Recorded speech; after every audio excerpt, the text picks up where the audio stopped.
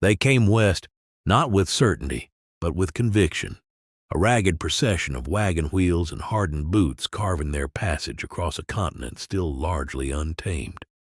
In the flickering lantern light of canvas-covered wagons and the smoke-curled air of prairie camps, the story of a nation was simmering in cast-iron pots. These were not just travelers or adventurers. They were settlers, pioneers, cowboys, men and women whose lives were measured in seasons, whose survival depended not merely on strength or luck, but on the things they could cook, gather, butcher, or barter. In the shadow of manifest destiny, frontier food became more than sustenance.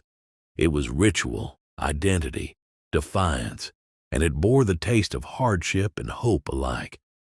Long before the chuckwagons rumbled across the plains, the indigenous peoples of the Americas had cultivated, preserved, and prepared a stunning array of foods rooted in regional abundance and ancestral wisdom. When European settlers began their push westward, they brought with them recipes and habits from the Old World, but they also encountered a culinary reality that would demand transformation. Corn, or maize, quickly replaced wheat in many dishes, not only because it was more readily available, but because it could be stored, ground, and cooked in countless forms: johnny cakes, hominy, mush. The food of the frontier was fusion by necessity, a melting pot of Mexican, Native American, African, and European influences thrown together in a literal pot over an open flame. A cowboy's day often began before the sun broke over the horizon, the scent of boiling coffee thick in the air, so strong it could peel paint, they said, or at least wake the dead. There was no room for delicacy in the early hours. Beans, slow-cooked from the night before, were ladled out by the tin cupful, often spiced with salt pork or bacon if the cook was feeling generous. Sour biscuits, made hastily with baking soda and lard, were served scorched from a Dutch oven buried in glowing coals. Meat, when it was available, came in tough cuts: jerky hacked from smoked beef, stringy rabbit cooked down in stew, or occasionally fresh-killed buffalo, which was a luxury of both circumstance and risk. But even in this sparse diet, there was ingenuity.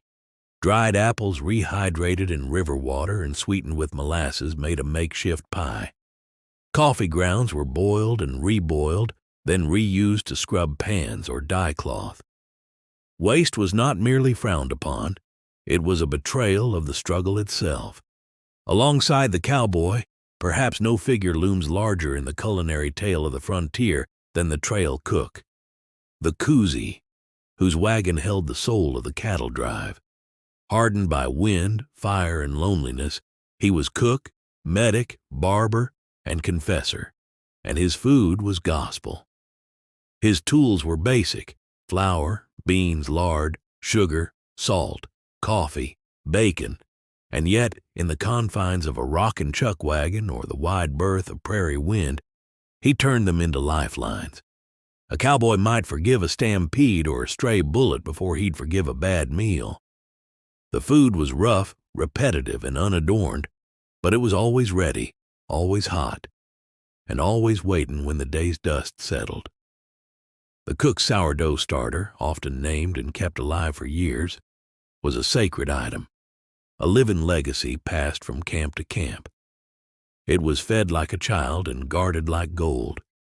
But for the settler family carving a homestead from forest or prairie, the frontier kitchen was more permanent, more personal, and perhaps even more fragile. Without access to rail lines or general stores, many relied entirely on their own labor to grow, gather, and preserve food. The seasons dictated the menu. In spring they foraged: wild onions, dandelion greens, morels, anything edible that emerged from the thaw.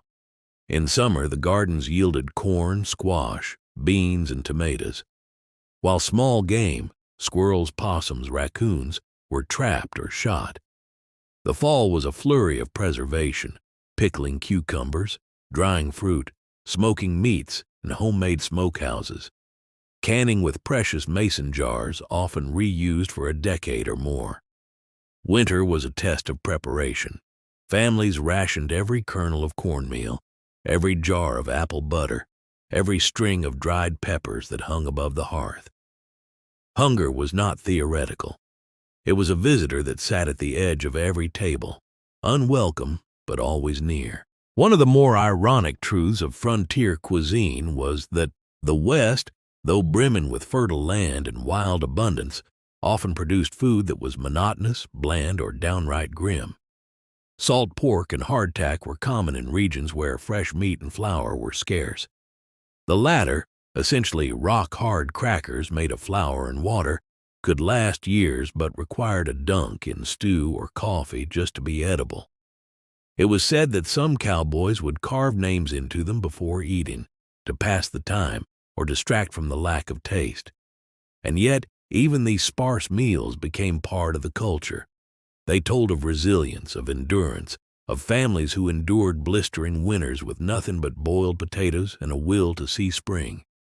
Occasionally, frontier life allowed for feasts, celebrations of the harvest, births, weddings, or homecomings. These were moments when scarcity gave way to joy. Pies made from green apples and lard crusts, roast chickens fattened on corn mash, cornbread sweetened with sorghum, wild honey and river trout. A bottle of whiskey passed around beneath the stars. These gatherings were not only about eating. They were about remembering that life could be more than survival, that even here, even now, there was sweetness to be found in the salt. Meanwhile, the myth of cowboy cuisine, the romanticized version, was already beginning to take shape in dime novels and traveling shows.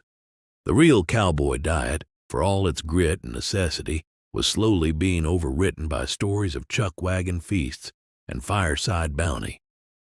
But the truth clung to the bones of the men who lived it. Their meals were eaten with knives used for both beef and boot repair. Their sugar was measured by the spoonful because one bag had to last a month. They knew the weight of an empty belly and the sound of a bean boiling in a tin can on a desert rock. Their cuisine was not about indulgence. It was about endurance, about faith in the next meal, and in the land itself. As the iron veins of the railroad spread westward, the rhythm of frontier life began to change. Boxed goods, tinned meats, and sacks of flour rolled into towns that had once lived hand to mouth, their survival staked on the whim of weather and the yield of game. With the railroad came mercantile stores, and with those stores came the promise of variety. Molasses, rice, canned oysters, even exotic imports like tea and chocolate began appearing behind dusty counters and glass jars. But for many, these luxuries remained out of reach, the cost too high for the average homesteader or drover scraping by on the edge of subsistence. It was in this space between subsistence and scarcity that ingenuity flourished. Women, often the uncredited chefs of the frontier, adapted old-world recipes to their harsh new reality. German immigrants transformed leftover dough into Cuisine, a frontier pastry that relied more on canned fruit and hope than any written recipe. Scandinavian settlers brought with them dried fish, lefse, and pickled vegetables, adapting their preservation techniques to the American climate. The Dutch brought pot pies and cabbage stews, while African Americans, both freed and enslaved, introduced deep roots of Southern culinary tradition: okra stews, fried cornmeal, beans seasoned not just for nutrition, but for soul. One of the most enduring foods of the frontier was the bean. It was the workhorse of the Western diet, not glamorous but utterly dependable. Pintos, navy, and black beans soaked overnight in pots and slow-cooked with fatback or salt pork were a staple on ranches and trails alike. Cowboys relied on them not just for energy, but for their sense of home. There's a reason they called it the Cowboy's caviar. Served hot or cold, stretched with whatever meat or spice was at hand, they filled more bellies than bullets ever did. And yet, even beans told a story of logistics, of distance from supply lines, of the burden of the cook to create warmth from almost nothing. The chuckwagon, a rolling kitchen born from necessity during long cattle drives, became both a symbol and a stage. Pulled by mules and led by a cook who was part alchemist, part disciplinarian, it carried flour, coffee, beans, dried apples, and salt pork in drawers and barrels tucked beneath its wooden belly. The chuck box, meticulously arranged, was sacred space. Everything had its place, no different than a surgeon's kit or a soldier's pack. The cook slept near his fire, protected his sourdough. A legendary trail cook named Charles Goodnight, whose name still echoes in the annals of Western history, perfected the design of the chuck wagon in the 1860s. His creation had a fold-out table, a boot for storing cast iron, and compartments for dried goods. It transformed the way food moved with the herd, and in doing so, elevated the role of the cook from mere servant to essential leader. Goodnight didn't just feed cowboys, he gave them a place to belong, to laugh, to complain, to remember they were human. Food, he knew, was more than fuel. It was the only comfort most of these men would ever know while out on the trail. Yet even off the trail, in the budding towns that dotted the frontier, Abilene, Deadwood, Tombstone, Dodge, the line between civilization and wilderness was thin. Saloon kitchens churned out greasy steaks, watery beans, and tough bread to miners and cowhands who didn't care much for flavor, only for fullness. In back rooms and behind swinging doors, boarding houses and frontier hotels offered family-style meals, roast meats, boiled potatoes, wilted greens, all laid out at communal tables where strangers broke bread as allies for a single evening. Food in these towns was communal by default. Privacy was scarce, and hunger even more so. The meals were forgettable, but the moments were not. Men drank coffee thick as tar and talked of gold strikes and gunfights. Women passed mashed carrots and whispered of telegrams and relatives back east.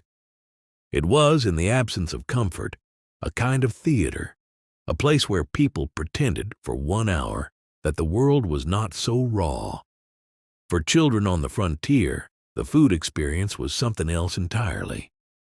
For the sons and daughters of settlers, meals were often tied to chores, weather, and mother's mood. Breakfast might be corn mush or flapjacks if flour was abundant, served with sorghum or apple butter if the crop had been good. Dinner could be boiled cabbage or squirrel stew. Dessert, when it existed, came from molasses candy pulled by hand or dried fruit tucked in an old tin. Children learned early that food did not come from stores, but from sweat, traps, gardens, and luck. They learned the smell of bread meant safety, and that no plate was ever wasted. Even crumbs were swept and fed to chickens or pigs, because every bite carried weight. In the remote cabins scattered along river banks and mountain passes, where settlers hunkered through blizzards or Indian raids, the hearth became altar. Every log burned, every meal cooked, every crumb saved, was a prayer against the darkness outside. The walls might shake in wind, the roof might leak, but if there was soup in the pot, there was hope. Recipes were oral, passed from mother to daughter, from neighbor to widow. A biscuit recipe might carry 5 generations of survival in its folds, and a skillet blackened by years of fire might have fed 100 mouths over 2 decades of dirt and wind and snow.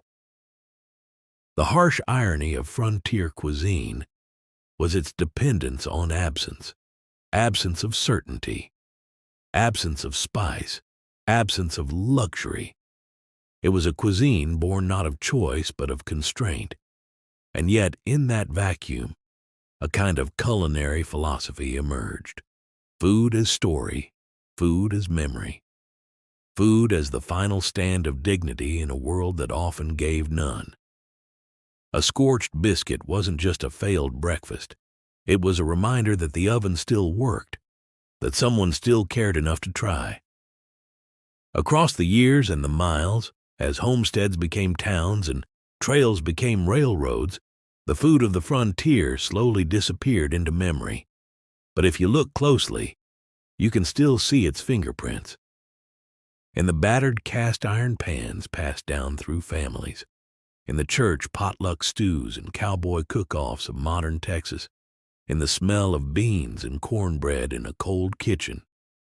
These are echoes, not just of meals, but of lives. Lives lived with grit, with hope, and above all, with hunger. As the century turned and the grip of the untamed frontier began to loosen, a strange thing happened to its cuisine. It began to fossilize into legend. The real meals, muddy coffee, worm-ridden flour, charred bacon rinds, were gradually replaced in public memory by a romantic feast that never truly existed. A mythic West. Still, this mythologizing had power. It shaped not only the collective imagination, but also the way food traditions were preserved or distorted. Cowboy cooking became its own genre, taught at state fairs and reenactment camps, replete with Dutch ovens, chuckwagon chili, and endless permutations of baked beans. But to understand what the real cowboys ate, one has to dig beneath the soot of nostalgia and into the unmarked graves of forgotten labor. Chili, for instance, was a dish born not of luxury but of salvage, an improvisation where dried beef, suet, chili peppers, and cumin were mashed together, rolled into cakes, and left to dry in the sun. It wasn't festive. It was pragmatic. It traveled well. It required no fire. It kept men alive. Likewise, the fabled sourdough bread of the West was not the fluffy, crusty loaf one might buy at a San Francisco bakery today. It was dense, often bitter, baked on a flat rock or in a Dutch oven buried in coals. Starters were guarded with fierce devotion, often carried in jars against a cook's chest to keep them from freezing in the high plains night. These starters became living heirlooms, passed down like sacred relics. They embodied resilience, continuity, and the constant balancing act between decay and growth, much like the frontier itself. And then there were the foods that barely made it into the record books, the ephemeral meals made of things foraged or killed in desperation. Prairie turnips dug from dry soil and boiled into mash, snake meat pan-fried in bacon grease, locusts roasted crisp during plague years when the wheat was gone. These were not novelties. They were necessities. They carried the metallic taste of fear and survival. To eat them was not to live well, but to live at all. That people did, again and again, against odds and history, is a testament not only to human ingenuity, but to the strange, brutal intimacy of frontier hunger. Among the most potent symbols of this intimacy was the campfire itself. It was more than a heat source. It was the heart of every cowboy crew, every wagon train, every mountain outpost. Around it, food was prepared, stories were told, arguments settled, songs sung low into the night. Flames reflected in weary eyes lit the edges of tin cups and rifle barrels. The fire was rhythm, coffee at dawn, beans at dusk. Its smoke carried stories across hillsides and into the memories of those who'd ride the same trails decades later. In a world so vast and unpredictable, the campfire offered a center. It was warmth in the cold, light in the dark, and food in the void. There were regional variations, of course. In the Southwest, Mexican influence was profound and inescapable. Tortillas replaced biscuits, beans were cooked with peppers, and meats were seasoned with cumin, oregano, and garlic. Settlers and cowboys alike learned from vaqueros, whose horsemanship was unmatched and whose foodways were rooted in centuries of adaptation to the desert's harsh demands. In the northern territories, Scandinavian immigrants brought with them fish-curing techniques, thin pancakes, and dense black breads. In the Great Plains, German and Russian Mennonites introduced hardy grains and sausage-making traditions. Each pocket of the frontier had its own palate, its own constraints, its own secret recipes passed over fence posts and down generations. But for all these differences, a single theme united them: preservation. Before refrigeration, before mass transport, before the industrial food chain, preservation was not convenience but salvation. Salt cured meat. Smoke prevented rot. Vinegar kept vegetables from the grave. Sugar was not indulgence but armor against time. Lard sealed jars. Root cellars dug into cold earth became treasure chests of turnips and apples, cabbage and squash. Drying, smoking, salting, canning, these were the spells of survival, performed with meticulous care, repeated like incantations by those who knew that one spoiled jar could mean the difference between health and fever. The people of the frontier did not eat by recipe. They ate by memory, necessity, and instinct. They measured with their hands, their eyes, the bend of a spoon. A pinch of this, a guess at that. Yet perhaps the most profound aspect of frontier food was its invisibility. Rarely recorded in official histories, barely documented in journals save for a few passing references, the meals of the frontier were unremarkable on the page. But they were monumental in the mouth. They were how empires moved westward. They were how children grew strong enough to help in the fields. They were how cowboys rode hundreds of miles, how soldiers stood post in mountain forts, how settlers endured when all else failed. They were how people loved, quietly, practically, in the act of sharing something hot on a cold night, of saving the last piece of pie for someone else. Food was the axis upon which the frontier turned, and though the spoons have long rusted and the fires long gone cold, their heat still lingers, in family recipes, in cowboy cookbooks, in stories told under starlight by modern dreamers who still yearn for a taste of the real West. In the farthest reaches of the West, where the maps grew vague and the horizon bowed only to mountains, food became a kind of communion, shared between trappers snowbound in cabins, between soldiers at remote outposts, between gold seekers who gambled not only with dice, but with the very odds of their survival. In these extremes, the frontier revealed its starkest dualities, its promise and peril, its generosity and indifference. Nowhere was this more apparent than in the winter camps and mining towns, where men and women lived suspended between fortune and famine, waiting for the spring thaw or the next wagon train to bring what their cupboards could not. In the Sierra Nevada, the Donner Party's tragedy was not an anomaly, but the terrifying edge of a larger truth. The West could not be tamed without cost. Starvation was never far. In 1846, when that ill-fated group found themselves trapped in snowdrifts taller than men, their desperation forced them into a culinary taboo so grim it scarred the nation's conscience: cannibalism. But even before that terrible breach, they ate belts, shoelaces, boiled hides scraped from wagon roofs. In the telling of their story, people often forget that the first casualties of starvation were not human. They were food traditions, dignity, choice. The bodies came later. But for every grim tale of collapse, there were 100 stories of endurance, of women who fed a family on little more than acorns and squirrel broth, of men who braved a blizzard to bring a sack of flour from a neighboring camp. In the Yukon, stampeders heading for Klondike gold were required to carry a year's worth of provisions to even pass through Canadian checkpoints. Hundreds of pounds of flour, beans, bacon, dried fruit, and coffee. The ton of goods they hauled on sleds and backs wasn't just bureaucracy. It was lifeline, law, and lifeblood. Those who failed to plan, who underestimated the cruelty of distance and time, often became footnotes in graveyards carved into permafrost. Yet even in these brutal circumstances, food remained a social glue. In the saloons of Deadwood, meals were served with pistol close at hand, but still they were shared. Buffalo steak, eggs if one was lucky, and beans always. In the dance halls of Dodge City, whiskey flowed like water, but food brought people together. Miners and gamblers, soldiers and swindlers, widows and drifters.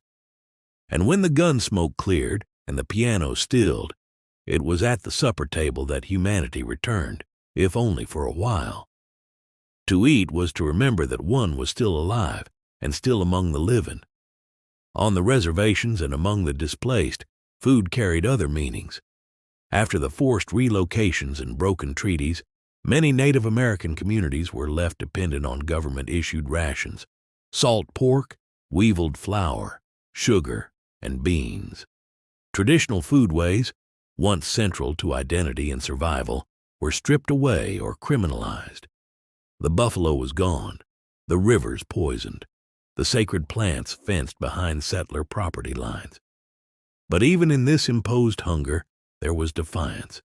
Fry bread, for instance, now ubiquitous in native cuisine, was born from necessity, from surplus flour and lard.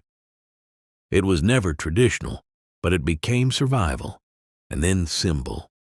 It carried memory in its folds, bitter and rich. A recipe born not in celebration, but in sorrow.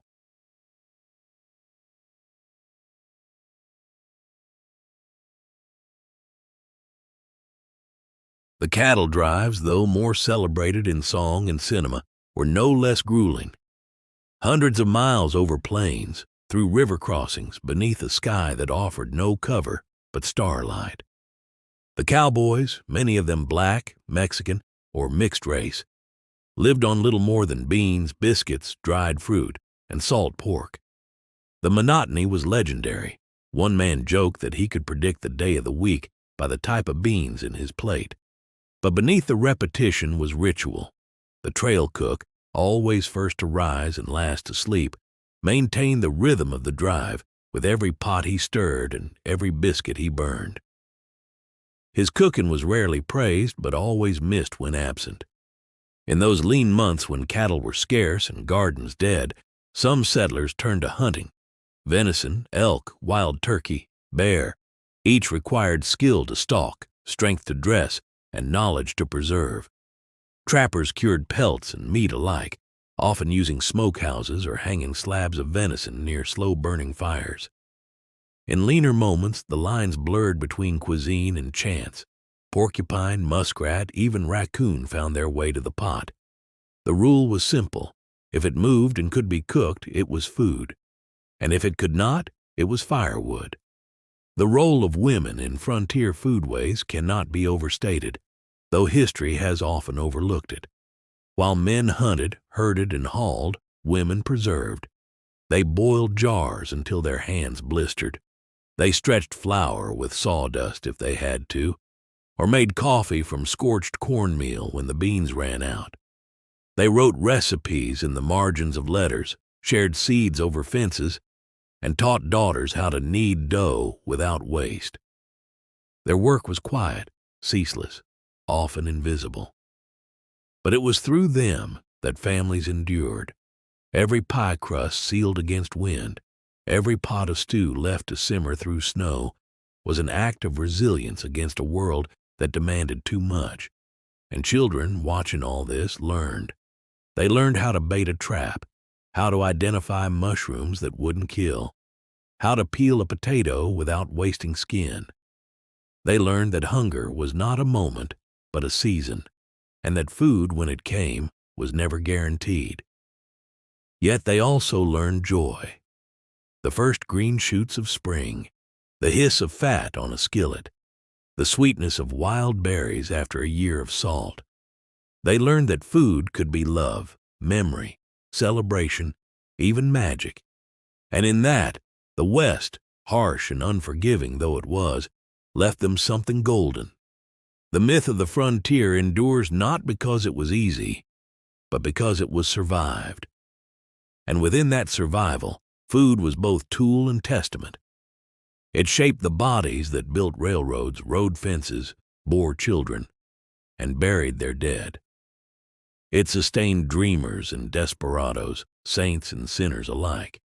In every scorched biscuit and every perfect pie, the frontier lives on, not in taste alone, but in the hunger that made such meals sacred.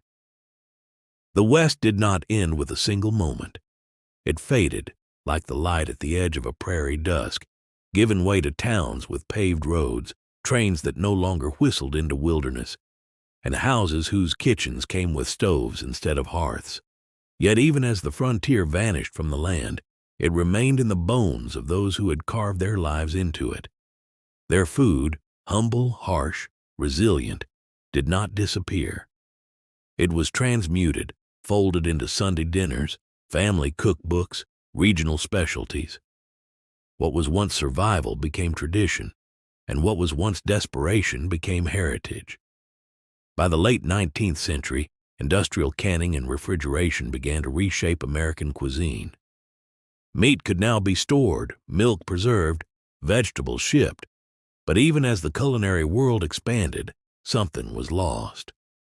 The intimacy of food made by necessity, the reverence for every spoonful, the unspoken gratitude that came with a hot meal on a cold night, all of it became fainter. In its place came convenience, abundance, choice, and though few would mourn the loss of starvation, there was a spiritual trade. The soul of frontier food could not survive without hardship. It needed struggle to justify its reverence. Yet in pockets of the country, especially in the West, echoes lingered. In ranch kitchens where biscuits were still made from scratch and beans simmered all day. In state fairs where Dutch oven contests recalled the artistry of coals and cast iron. In diners where the coffee is always hot and the pie always homemade. These are not recreations.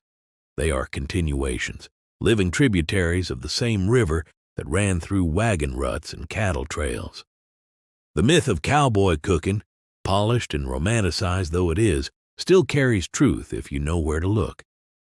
Not in the glossy photos or tourist menus, but in the soot-stained skillet hanging in a barn. In the handwritten recipe for cornbread kept in a grandmother's drawer.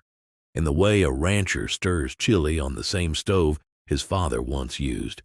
These are not performances. They are inheritances. And through them we remember not only what the frontier ate, but why. To eat was to endure.